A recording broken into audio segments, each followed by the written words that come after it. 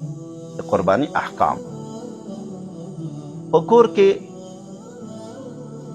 یو پلار ده، نور زمن دي ورسره. اوس په هر یو باندې ځان ته واجب ده که صرف په پلار باندې؟ مخکې به دا قانون د حدیثو کتابو کې هم راځي. یو سړي به د کور نه قرباني وکړه، دا نورو به نه کوله. او وجه څه وه؟ او وجه دا نه وه چې دا یوه قرباني وکړه ټولو غاړې په د یوه خلاصېږي او په هر یو ځان ته واجب ده. داسې نه وو. به داسې وو چې یوه مثلا د کور پلار په کور کې وو، یا مسی ورور په کور کې وو، یا تره په کور کې وو.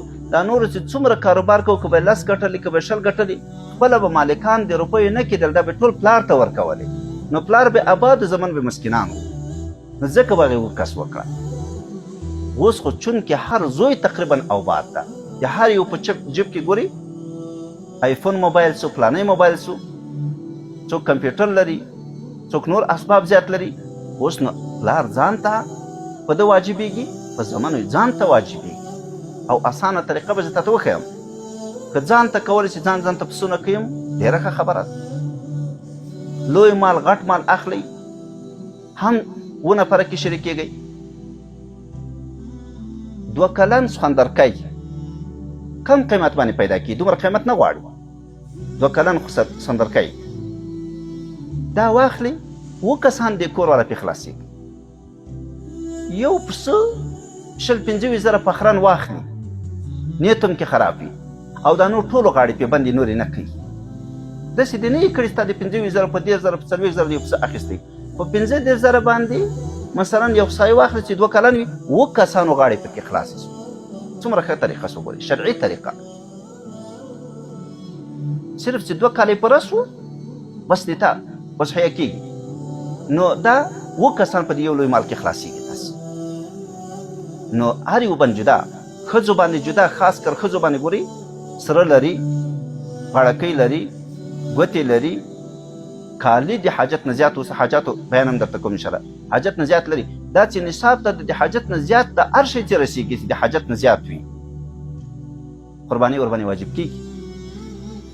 ښځې بېچارهګان دغسې پاتې وي. ولې؟ د خدای جواب به څه وایي؟ ټولو غاړې باید خلاص شي. کور کې بیبیانو ته هم وکیه، نارینهو ته هم وکیه، ځکه اوس هر سړی تقریبا مالداره ده. ډېر کم کسان چې هغه مالداره نه دي، هغه بیا خدای معاف کړي هم دي، هغه پروا نه لري. خو چې د عمره شی لري چې د حاجت نه زیات 2.5 تولو په اندازه باندې سپین زر زرګران نه پوښتنه کوي چې هر مال د حاجت نه زیات دا ټول به حسابي. ځکه د حاجت نه زیات سوي دا حسابي. 2 کور لري، د حاجت نه دا 1 کور زیات ته دا حسابي. نو د حاجت نه زیات شي 2.5 تولو سپین زر په اندازه باندې، که افغانۍ وي، که کالدار وي، که ډالر وي، که درهم وي، که ریال وي، چې هر شی دومره تقریبا اوس وخت کې شاوخوا 2 شپو کې، خو مې نه دی حساب کړی، 2 شپې مخکې 45 زره 50 زره افغانۍ راتلې.